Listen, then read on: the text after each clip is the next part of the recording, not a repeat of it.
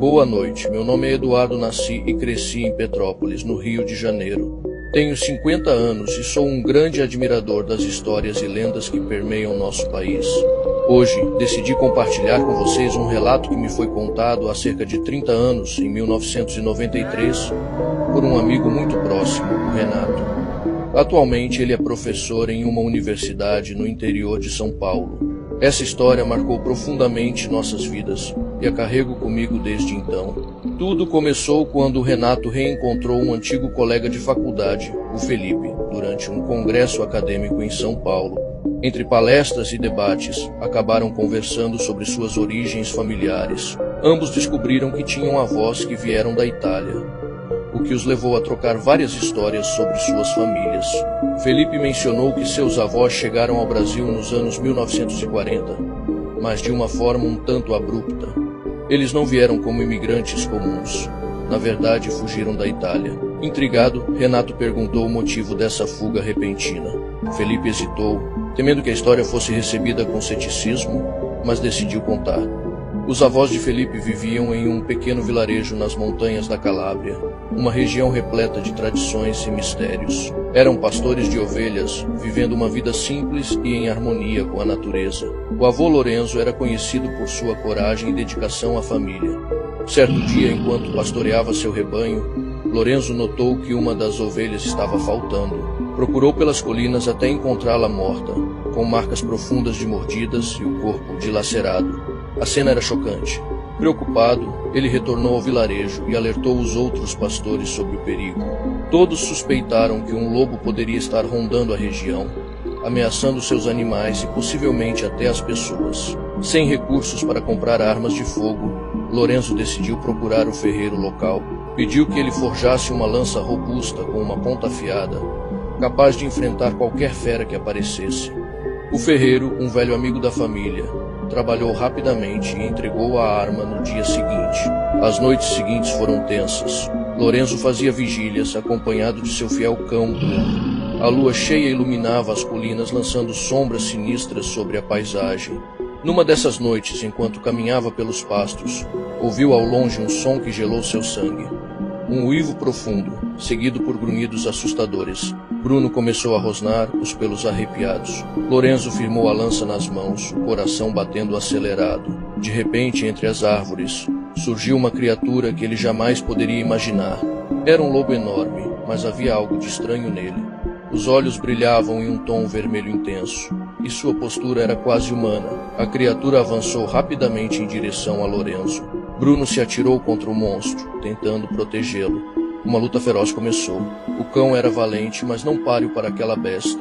Vendo seu companheiro em perigo, Lorenzo reuniu toda a sua coragem e atacou. Com um golpe certeiro, conseguiu ferir a pata dianteira da criatura, que soltou um uivo ensurdecedor. Ferida, a criatura recuou e desapareceu na escuridão da floresta. Lorenzo caiu de joelhos ofegante. Bruno estava machucado, mas vivo. Quando olhou para o chão, viu que a pata da criatura havia sido decepada e estava ali diante dele. Sem saber o que pensar, enrolou o membro em um pano e voltou para casa. No dia seguinte, ao desenrolar o pano, Lorenzo levou um susto ainda maior. Em vez de uma pata de lobo, segurava uma mão humana, forte e calejada. No dedo, um anel de ouro com um brasão que ele reconheceu imediatamente.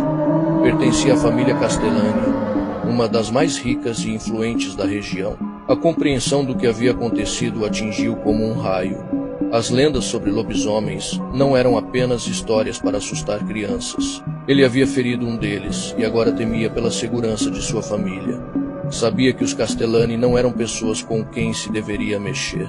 Pouco tempo depois, emissários da família apareceram no vilarejo, fazendo perguntas e procurando por Lorenzo. Com o coração apertado, ele decidiu que não poderia arriscar. Conversou com sua esposa, Sofia, e juntos decidiram que precisavam partir o quanto antes.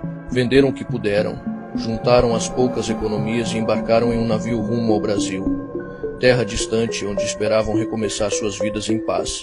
Estabeleceram-se em uma pequena cidade do interior de São Paulo, buscando anonimato e tranquilidade.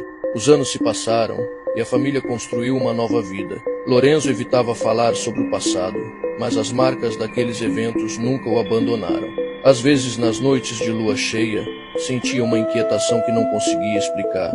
Certa vez, seu filho mais velho, Marco, notou que o pai estava mais silencioso do que o habitual. Decidiu perguntar sobre a Itália, sobre o motivo de terem deixado tudo para trás.